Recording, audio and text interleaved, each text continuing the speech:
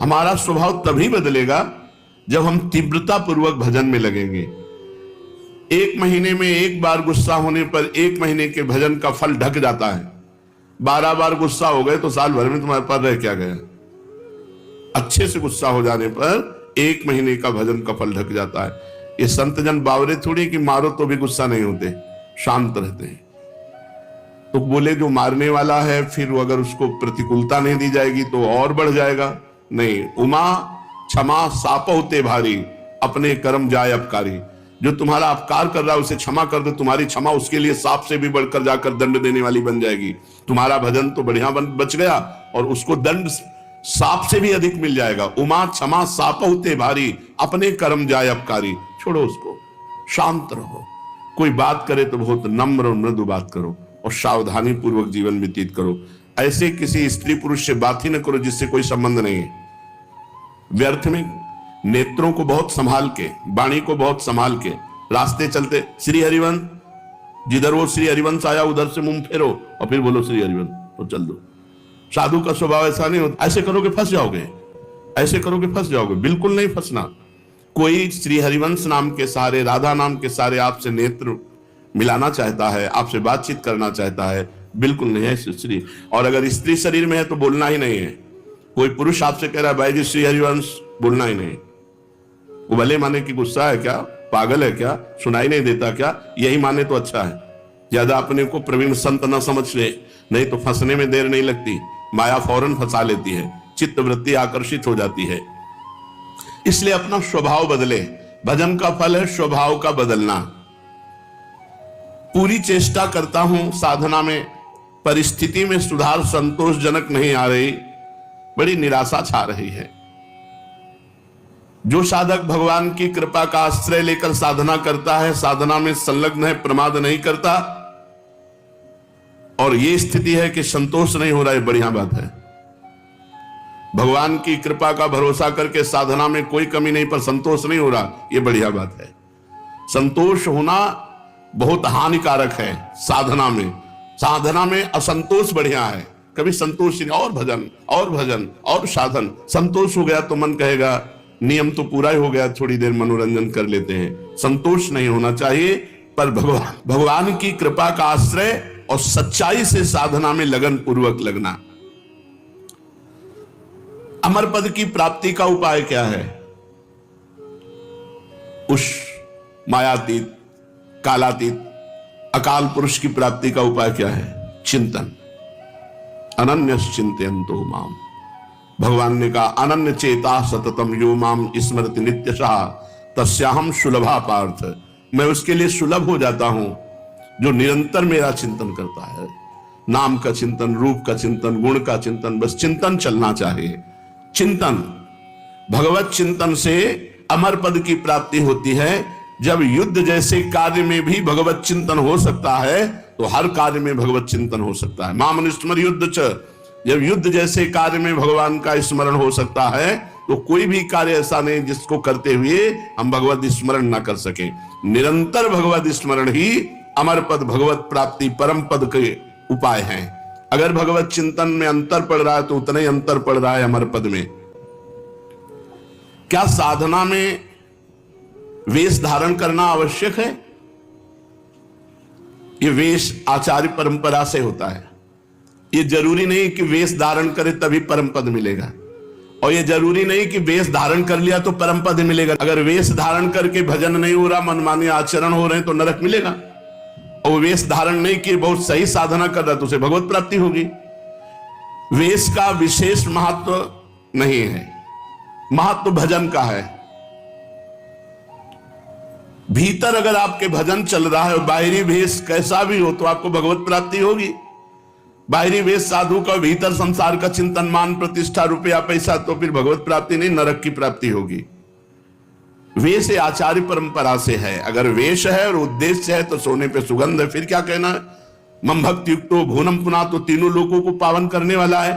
लेकिन केवल वेश है, उद्देश्य भगवत प्राप्ति नहीं, भजन नहीं, इधर उधर भंडारा खाते डोलना, रुपया पैसा समेटना, मान प्रतिष्ठा, ये लोक व्यवहार, हंसी मजाक, तो संसारिक जीवन व्यतीत करने से कोई वेश थोड़ी भगवत प्राप्ति करा देगा। इसलिए वेश का विशेष महत्व नहीं है, भजन का विशेष महत्व है, उद्देश्य का विशेष महत्व है। वेश रखकर तो विशेष सावधान रहना चाहिए कि भगवान ने इतनी कृपा की, मुझे विरक्त वेश दे दिया, अब मेरे से गलती न हो, अब मैं भगवत प्राप्ति इसी जन्म में कर लूं। सोते हुए जब कैसे होता है? जब कहा जाता है 24 घंटे जप करो, तो सोने में तो 6 घंटे जाते हैं, तो 6 घंटे तो जप नहीं होता। नहीं, जब हम निद्रा में जा रहे हो और भजन करते हुए सो गए, तो हमारा जितना सोने में समय जाएगा वो सब भजन माना जाएगा। जैसे मरते समय नाम ले लिया तो पूरे जीवन क्या किया है परिणाम नहीं देखा जाएगा, आपको भगवत प्राप्ति होगी। ऐसे सोते समय नाम जप करते हुए सो गए तो 6 घंटे, 7 घंटे, 5 घंटे, 4 घंटे जो सोए वो भजन का फल मिलेगा। इसलिए सोते समय बहुत होश में होना चाहिए। सब बातें हटा करके नाम में एकदम डूबते हुए फिर नींद में चले गए। तो निद्रा समाधि स्थिति, जो सोना है वो भी आपका समाधि भजन माना जाएगा, क्योंकि निद्रा में वृत्ति लीन होने के पहले आप नाम जप कर रहे थे, तो नाम जप में ही लीन माना जाएगा, निद्रा में नहीं माना जाएगा। निद्रा के ठीक पूर्व एक क्षण पहले तक नाम जप चल रहा है और फिर सो जाइए, तो आप देखिए जगते समय वही नाम जप चलता मिलेगा, तो बीच में आपका भजन ही माना जाएगा। ऐसे 24 घंटे भजन माना जाएगा। प्रश्न कर रहे हैं, भजन करने के लिए क्या घर छोड़ना आवश्यक है कि भाई अब भजन करना है तो घर द्वार छोड़ दे? हमें लगता है कि अगर भजन का अभ्यास नहीं तो बाहर ज्यादा माया जाल है, बाहर ज्यादा माया जाल है, घर की अपेक्षा बाहर ज्यादा भ्रष्ट होने के चांस हैं। अब कहीं तो कमरा लोगे, कहीं व्यवस्था, तो रुपया कैसे मिले? तो धनी पुरुषों का संग करो, फिर बेविचार और नाना प्रकार की गलतियां और नाना प्रकार के दोष हो जाते हैं। घर में अपनी कमाई का खा के दूसरों का उपकार करते हुए जो भजन करता है बहुत जल्दी सिद्ध हो जाता है। जो विरक्त है, भगवान की विशेष कृपा हो गई है और वो साधु समुदाय में रहे, आकाश वृत्ति या मधुकरी वृत्ति से जीवन यापन करे, खूब भजन करे, सिद्ध हो जाएगा। जो मेहनत करके कमाया है जिंदगी में, उसी अपनी कमाई के धर्म के टुकड़े खाओ और खूब नाम जप करो। अगर धाम आदि की यात्रा करो तो अपने पैसे से करो, 1 पैसे का किसी से सहयोग मत लो, 1 पैसे की वस्तु किसी से मत खाओ। गृहस्थ धर्म में ऐसे, और विरक्त धर्म में माधुकरी वृत्ति या आकाश वृत्ति से जो भगवान देते हैं, और समुदाय में रहे, क्योंकि अलग रहने पर मनमानी आचरणों के होने की संभावना है, और समुदाय में एक दूसरे की सुरक्षा बनी रहती है। घर में भगवान का नाम लेने से, भगवान में मन लगाने से ज्यादा अच्छा है। हाँ, जो जीवन भर भजन करता रहा है और उसने देखा हमारे कर्तव्य का कार्य पूरा, बच्चों का ब्याह हो गया, संसार, ए भाई राधे श्याम, और चला, वो बात अलग है, वो बात अलग है। वो शास्त्र आज्ञा करता, चौथेपन में विरक्त होकर के विरक्तों के बीच में रहकर भजन करे, अपने कर्तव्य का पालन हो गया, अब हम भगवान के भजन में चले। कहते हैं कि जो भजन नहीं करता वो आत्महत्यारा है, जो भजन नहीं करता वो आत्महंता है, आत्महत्यारा है। ऐसा क्यों कहा गया? बोले भगवान ने कृपा करके मनुष्य जन्म दिया है, कृपा करके सुविधा दी है कि इस जन्म में प्रमाद से हटकर भजन करके मेरी प्राप्ति कर लो, और अगर आपने नहीं की तो यह अपराध बना और आप आत्महत्यारे कह जाओगे। जो न तरह भवसागर अस समाज नर पाए, स्वत निंदक मंदमति आत्महनन गति जाए। जैसे कई बार बताया है कि भारतीय सरकार किसी आदमी को विदेश भेजे और सारी सुविधा वहां, घर मकान स्त्री पुत्र परिवार सब सुविधा दे, और अपना सरकारी काम बता दे कि ये काम करना है। अब उसने सरकारी काम तो किया नहीं, सरकारी सुविधा का भोग करके बेटी बेटे को पढ़ाया, ब्याह किया, सब किया, सब किया। और जब भारत लौटा तो उसे पूछा गया वो कार्य, जिस कार्य के कारण आपको विदेश भेजा गया था, जिस कार्य के कारण आपको सुविधा दी गई थी, वो कार्य? बोले वो कार्य तो नहीं हुआ, तो वो दंडनीय अपराध होगा और उसे जेल मिलेगी, क्योंकि उसको उस कार्य के लिए सारी सुविधाएं दी गई थी। तो भगवान ने मृत्यु लोक में मनुष्य रूप में हमें भेजा भारत में, किस लिए?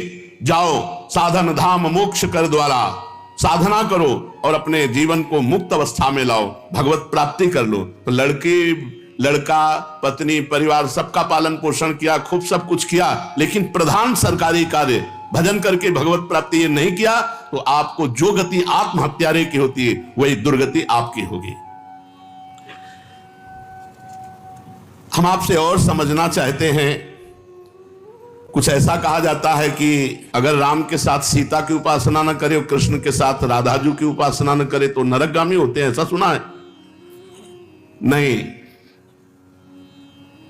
शास्त्रों में जो वर्णन है उसको समझना है।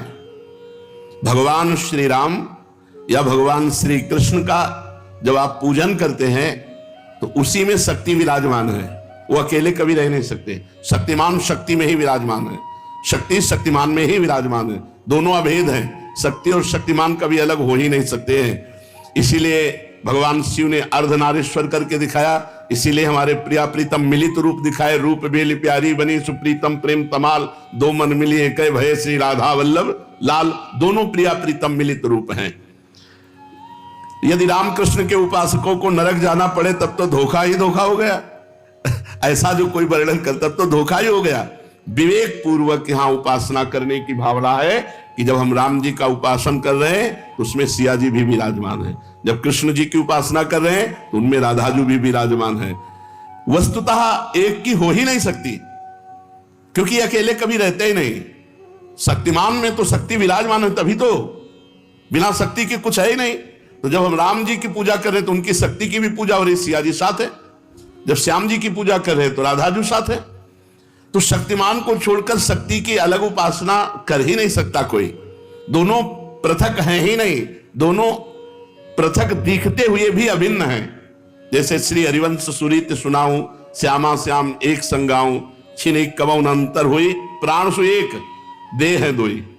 प्राण सु एक देह है दोई, देह दो है और प्राण एक है, मन एक है, रुचि एक है, स्वभाव एक है, वैसे एक है। जो मनुष्य इनको भिन्न भिन्न मानकर पूजा करता है उसको मान सकते हैं, जो अंतराय रखता है। लेकिन भगवान की पूजा करने वाला कभी नरक कैसे जा सकता है? एक बात आपसे पूछते हैं कि भजन जब अनुकूल परिस्थिति होती है तो खूब होता है, और जब प्रतिकूल परिस्थिति आ जाती है तो भजन नहीं होता है। बड़ी समस्या है। भजन अमुक परिस्थिति में होता है, वो भजन ही क्या? भजन का अभ्यास परिस्थिति से नहीं, परिस्थिति से ऊपर उठ के हर परिस्थिति में भजन।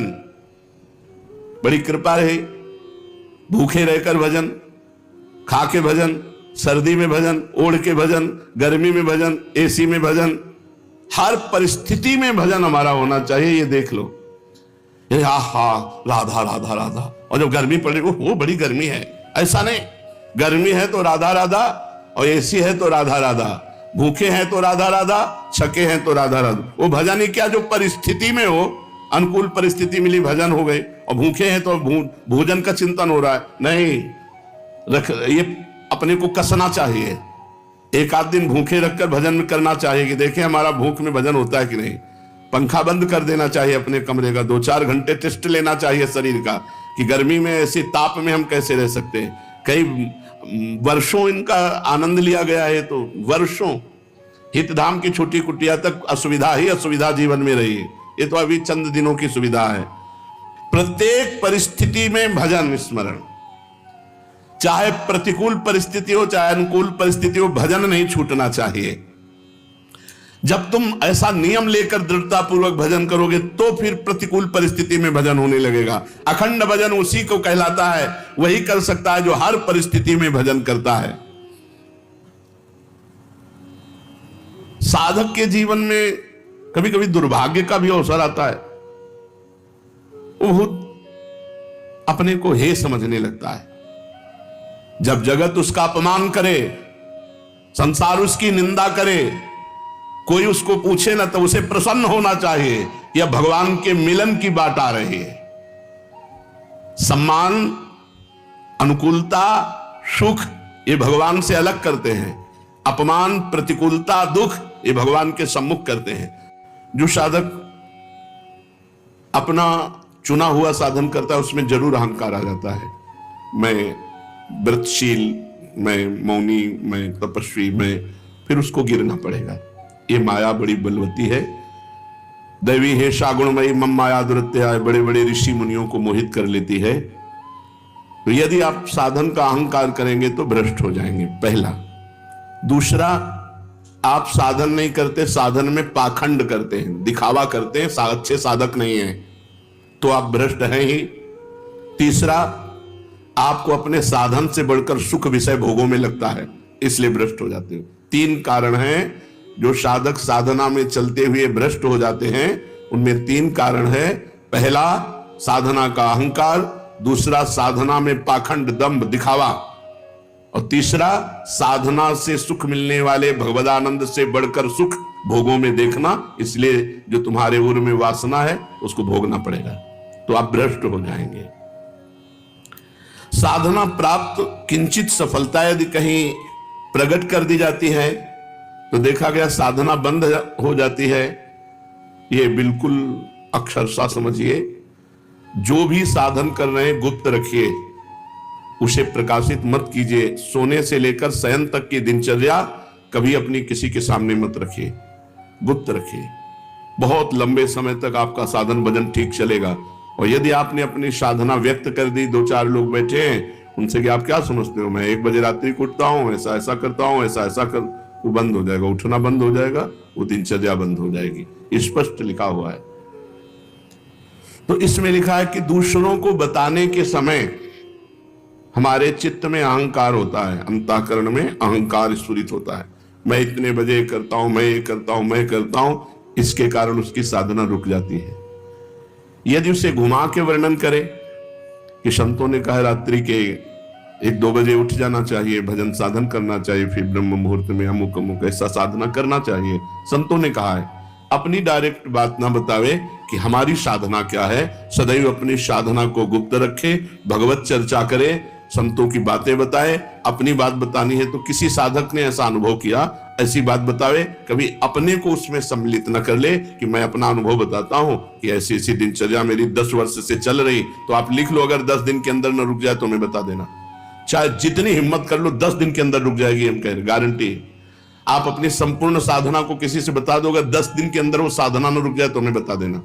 कभी भी किसी भी स्थिति में अपना रहस्य नहीं खोलना चाहिए साधना का, कि हम क्या साधना करते हैं, कितनी करते हैं, क्या करते हैं। कुछ अगर अनुभव के साधकों का मंगल हो तो उसे अन्य संतों के या साधकों के शब्दों में बोल दे, अपने डायरेक्ट ना खोले कि ये मेरी दिनचर्या है, ये मेरी साधना है।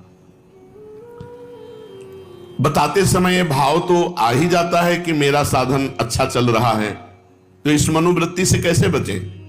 ऐसी बात मन में आवे तब यही माने कि मेरा साधन गुरु कृपा से चल रहा है, भगवत कृपा से चल रहा है, और दूसरों का भी साधन भगवान जैसा चला रहे हैं वैसा चल रहा है। अभिमान करने की कोई जरूरत नहीं है। अभिमान की वृत्ति उदय होने ही ना दे।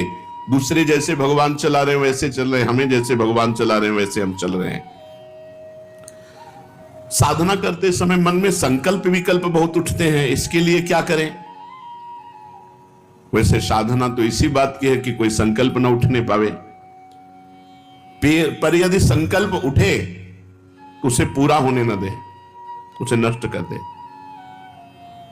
संकल्प उठे तो उसे पूरा ना होने दे, चाहे सत हो चाहे असत हो। नहीं, संकल्प बनना बंद नहीं होगा। साधना है संकल्प रहित होने की, कोई संकल्प नहीं, ना अच्छा ना बुरा। बोले हम आज से ये संकल्प करते हैं। आज से क्या संकल्प करते हैं, हमारा तो जीवन भर का संकल्प है कि भगवान का नाम न छूटे, बस उसी में। अभी तक नहीं पूरा हो पाया संकल्प, तो और संकल्प बना के क्या करें।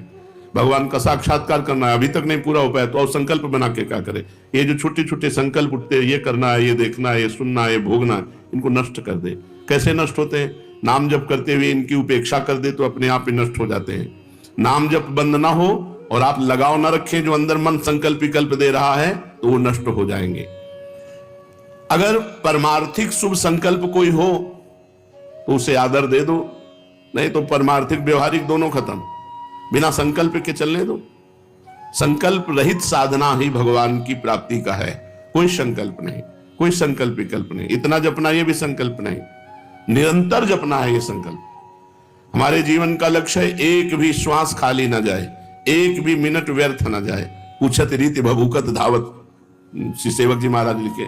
नहीं, कैसे बदले, भजन का तीव्र अभ्यास। भजन से जब हृदय शीतल हो जाता है तो कोई गाली भी देता है तो उत्तर देने का मन नहीं होता, कोई गुस्सा भी दिलाता है तो इतनी शीतलता है कि गुस्सा ही नहीं आती। भजन का तीव्र अभ्यास और भगवान से कृपा याचना करना कि हमारा स्वभाव बदल दो। सेवक जी कह रहे हैं, या जो पर्यो मोहि सहज स्वभाव, से हरिवंश नाम रस चाओ।